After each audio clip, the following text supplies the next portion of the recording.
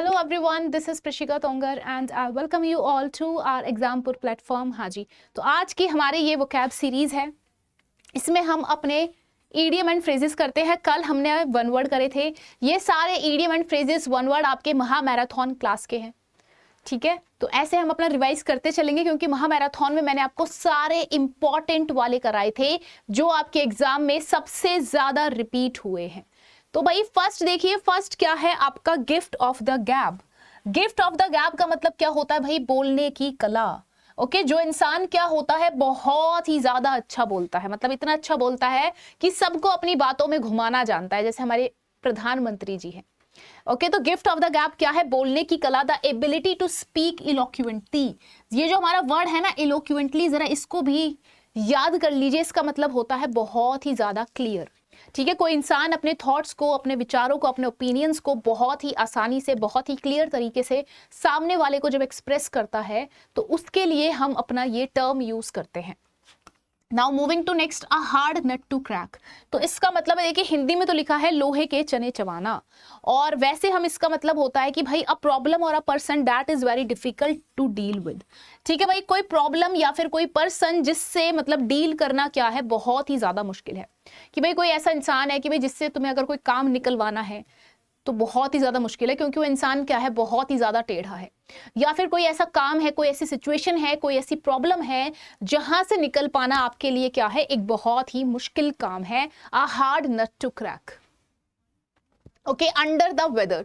तो under the weather का मतलब क्या होता है भाई? अनवेल फील करना या फिर बीमार होना। ओके, तो अंडर द वेदर का मतलब क्या है? अनवेल फील करना या फिर बीमार होना। अब जैसे भाई जैसे वेदर चेंज होता है तो वेदर चेंज होते ही इंसान क्या होता है भाई? बीमार पड़ जाता है। तो उससे रिलेट करेंगे अंडर द वेदर क्या है भाई? अनवेल फील करना या फिर बीमार होना, सिक होना। Once in a blue moon का मतलब क्या होता है भाई? बहुत ही कम। ठीक है, कोई चीज क्या है भाई? बहुत ही ज्यादा कम हो रही है, once in a blue moon. अब देखिए वेरी रेयरली या फिर ऑलमोस्ट नेवर, कि भाई बहुत ही ज्यादा कम होती है या फिर ना के बराबर। अ रेड लेटर डे, तो हिंदी में लिखा है भाई स्मरणीय दिवस, मतलब कोई ऐसा दिन जो आपके लिए क्या है, बहुत ही ज्यादा इंपॉर्टेंट है। जैसे भाई जिस दिन आपकी जॉब लगेगी, आपके पास आपका ज्वाइनिंग लेटर आएगा, तो वो दिन आपके लिए क्या होगा? आपके लिए अ रेड लेटर डे होगा, राइट। तो अ रेड लेटर डे क्या है? एन इंपॉर्टेंट और memorable day. Now the next is sixth, to smell a rat. तो स्मेल अ रैट का मतलब होता है भाई दाल में काला होना, मतलब कुछ गलत समझ लेना कि भाई कुछ तो गड़बड़ है, कुछ तो दाल में काला है। Okay, to suspect that something is wrong, या फिर टू सस्पेक्ट ट्रिकरी और डिसेप्शन, कि भाई आपको समझ आ गया कि भाई कुछ तो यहाँ पे गलत काम चल रहा है, कि कुछ तो सही नहीं हो रहा, कुछ तो यहाँ पे गलत चल रहा है। तो रेट को स्मेल कर लेना कि भाई हाँ, यहाँ पे कुछ गड़बड़ है, ध्यान देना पड़ेगा। बीट अराउंड द बुश, इसके ऊपर मेरा भी शॉर्ट्स वीडियो भी आया था। तो बीट अराउंड द बुश का मतलब क्या होता है भाई? मेन पॉइंट से हटना, कि आप दुनिया भर की बातें घुमा रहे हो, पूरा घुमा रहे हो, पर जो मेन पॉइंट है आप उस पॉइंट पे नहीं आ रहे। ओके, तो to avoid giving a direct answer या फिर to avoid getting to the main point. Now the eighth is by leaps and bounds. Okay, तो बाय लीप्स एंड बाउंड्स का मतलब क्या होता है? बहुत ही तेजी से कोई चीज, मतलब बहुत ही तेजी से बढ़ना, बाय रैपिडली, क्विकली, स्विफ्टली, ठीक है, बहुत ज्यादा तेजी से। Now the next is face the music. तो फेस द म्यूजिक का मतलब क्या होता है भाई? परिणाम भुगतना। Okay, to accept the blame, to bear the consequences, to be punished या फिर टू गेट रिप्रीमेंडेड। तो रिप्रीमेंडेड का मतलब क्या होता है भाई? सजा मिलना या फिर डांट फटकार मिलना। ओके, तो फेस द म्यूजिक क्या है? मतलब कि भाई अपनी गलती की सजा भुगतना या फिर पनिशमेंट मिलना या फिर अपने किए हुओं का भुगतना। To bear the consequences, to be punish, या फिर अपना जो ब्लेम है वो एक्सेप्ट कर लेना कि हाँ भाई मैंने करा है। ओके, तो ये सारे इसके मतलब है, बस मोटा मोटा सा मतलब ये है। फेस द म्यूजिक है कि भाई अब गलती करी है तो अब फेस करना पड़ेगा। ओके, सिंपल से तरीके से आप याद रखिए। Moving to 10, spill the beans. तो स्पिल द बिन्स मैंने आपको इतनी बार कराया है, मतलब रिवील अ सीक्रेट, ठीक है, leak the secret, reveal a secret, give away a secret, कुछ भी आपका आ सकता है। एक और हमारा वर्ड होता है, मैंने हमेशा बताया वो वर्ड भी, let the cat out of the bag. Okay, let the cat out of the bag. Clear हुआ? चलिए, अब वाइल्ड गूस चेस क्या होता है भाई? फ्यूटाइल सर्च, कि भाई बहुत ही व्यर्थ का काम। ओके, निरर्थक खोज कि भाई आपने कोई काम करा उसका कोई रिजल्ट भी नहीं आया, यूजलेस सर्च या फिर अनप्रॉफिटेबल एडवेंचर कि आपने कोई काम करा, कुछ स्टार्ट करा पर उस चीज का क्या हुआ, कोई भी रिजल्ट नहीं आया, आपने बहुत एफर्ट्स मारे, बहुत हाथ पैर मारे, बट रिजल्ट क्या रहा, जीरो रहा। अ वाइल्ड गूस चीज बहुत ज्यादा इंपॉर्टेंट है, जरा इसी के साथ रिवाइज करिए। क्या रिवाइज करना है, लीप्स एंड बाउंड्स। हाँ जी, लीप्स एंड बाउंड्स क्या होता है, बहुत ही तेजी से बढ़ना, रैपिडली। ओके और अभी मैंने आपको क्या बताया, फेस द म्यूजिक। हाँ जी, फेस द म्यूजिक क्या होता है, बियर द कॉन्सिक्वेंसेस, सजा भुगतना। और हमने क्या करा भाई, और हमने करा, हाँ भाई, hard nut to crack. Hard nut to crack क्या होता है भाई, अ डिफिकल्ट प्रॉब्लम या फिर a difficult person to deal with. Okay, hard nut to crack. और गिफ्ट ऑफ द गैब, हाँ भाई, गिफ्ट ऑफ द गैब, पढ़ के समझ नहीं आएगा, थोड़ा सा आपको ये 2-3 बार याद करना पड़ेगा। गिफ्ट ऑफ द गैप क्या होता है भाई, बोलने की कला, पीएम नरेंद्र मोदी जी। ठीक है, जो इंसान क्या होते हैं, बोलने में बहुत ही ज्यादा तेज होते हैं। ठीक है, बहुत ही बातें घुमाते हैं, नहीं बातें घुमाना क्या होता है, बातें घुमाना होता है बीट अराउंड द बुश। ठीक है, बीटिंग अराउंड द बुश। और जो इंसान बोलने में बहुत ही ज्यादा तेज होते हैं, बहुत ही बातें बनाते हैं, एकदम बातों में फंसा देते हैं इंसान, मतलब फसानी मतलब अपनी बातों को बहुत अच्छे से एक्सप्रेस कर पाते हैं। ठीक है, लोगों को अपनी बातों से मोहक कर पाते हैं, हाँ मोहक कर पाते हैं, उन्हें हम क्या बोलते हैं, gift of the gap. Okay चलिए भाई, बरी द हैचेट क्या है, झगड़ा खत्म करना, कि भाई अब झगड़ा खत्म करो, मिट्टी पा दो, है ना, भाई जो भी हुआ मिट्टी पाओ, राइट। तो टू मेक पीस या फिर टू बिकम फ्रेंडली अगेन या फिर टू एंड अ क्वारल। ठीक है भाई, झगड़ा खत्म करना, टू मेक पीस मतलब शांति बना के रखना, या फिर से फ्रेंडली हो जाना कि जो भी हमारी लड़ाई थी उसे खत्म करते हैं और अब फिर से नया स्टार्ट करते हैं, राइट। बरी द हैचेट। अब नेक्स्ट क्या है हमारा, through thick and thin.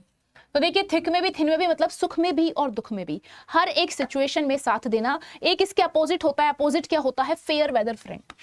Fair weather friend क्या होता है भाई, फेयर वेदर फ्रेंड होता है वो इंसान जो सिर्फ आपका सुख में साथ देता है, मतलब आप सिंपल सी डायरेक्ट भाषा में कह सकते हैं एक सेल्फिश दोस्त।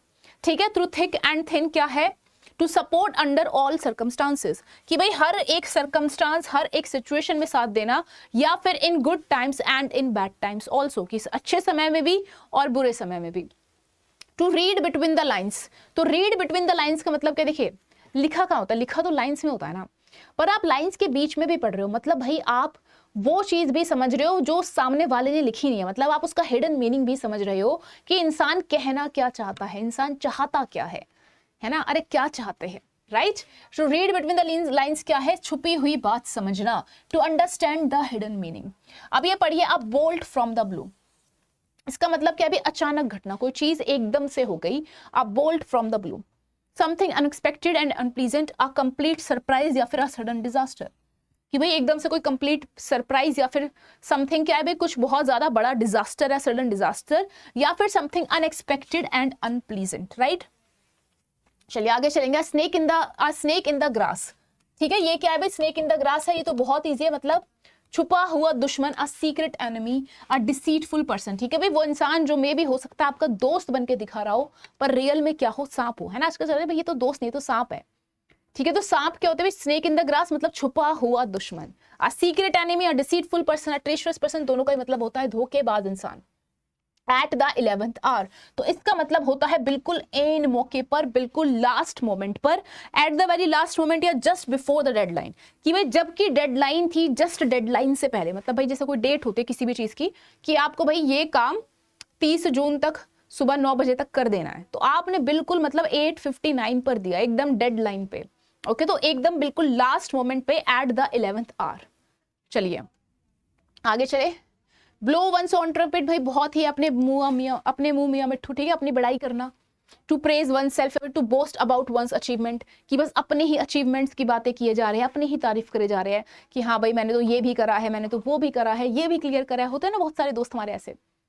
आगे चलते हैं, moving to 19, break the ice. तो ब्रेक द आइस का मतलब क्या होता है, कॉन्वर्जेशन स्टार्ट करना, कि मतलब दो इंसान बैठे हैं, कोई कुछ बोल नहीं रहा, फिर सामने वाले ने किसी भी तरीके से कॉन्वर्जेशन स्टार्ट करा, मतलब उसने क्या करा, उसने आइस को ब्रेक करा। ठीक है, जो शांति छाई हुई थी उस शांति को ब्रेक करा और कॉन्वर्जेशन स्टार्ट करी। ठीक है, to initiate something, to start a conversation, या टू मेक समवन कंफर्टेबल। ठीक है, ये भी कह सकते हैं टू मेक समवन कंफर्टेबल, अब कोई इंसान है भाई चुप चुप बैठा हुआ है, अब आप भी चुप बैठोगे तो वो इंसान क्या सोचेगा। तो आपने थोड़ी बातचीत स्टार्ट करी, थोड़ा हंसी मजाक स्टार्ट करा, थोड़ा माहौल को लाइट बनाया कि सामने वाला भी क्या हो भाई, कंफर्टेबल हो, आइस ब्रेक हो, कि भाई आइस ब्रेक होगी तभी सामने वाला भी तो बातें स्टार्ट करेगा, हाँ भाई ऐसा ऐसा है। ओके, तो किसी तरह से कॉन्वर्जेशन स्टार्ट करना, सामने वाले को comfortable banana. Cost arm and leg, ठीक है भाई। तो cost and arm and leg मैंने आपको बहुत बार बताया, मतलब बहुत ही ज्यादा महंगा पड़ना। बोलते ना भाई आईफोन ले लो, कोई नहीं, क्या है, बस एक टांग और एक हाथ लगेगा, मतलब क्या है भाई, बहुत ही ज्यादा महंगा होना। Cost and arm and a leg to be very extremely expensive या फिर वेरी कॉस्टली।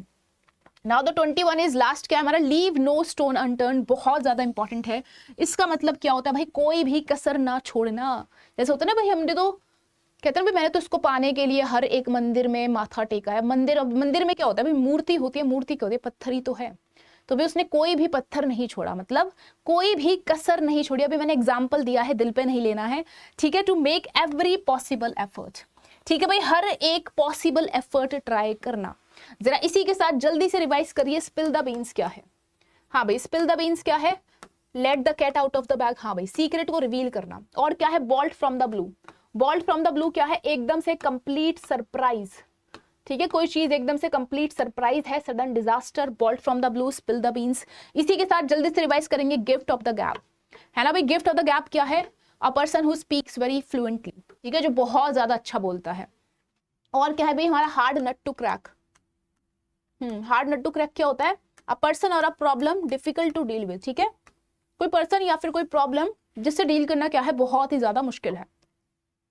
समझ आया। और क्या है, जरा जल्दी से देखें भाई क्या क्या है। स्नेक इन द ग्रास तो बहुत ज्यादा इजी है। लीव नो स्टोन अनटर्न्ड हमने कर लिया। Cost and arm and a leg कर लिया।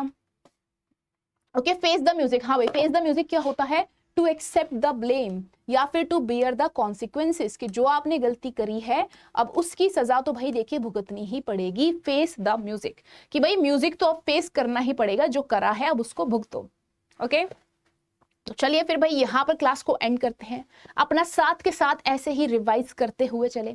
बाकी मेरा ये रहता है कि मैं आपको क्लास में ही जितना हो सके आपके दिमाग में फिक्स कर दूं, पर जितना फिक्स हो गया, बाकी जो नहीं हुआ वो आप आज पूरे दिन में करेंगे, ठीक है। आपका टारगेट क्या है भाई, आपका टारगेट ये है कि जो वोकैब सीरीज में मैम कराती हैं वो आपको उसी दिन पूरा पढ़ के रट के खत्म कर देना है।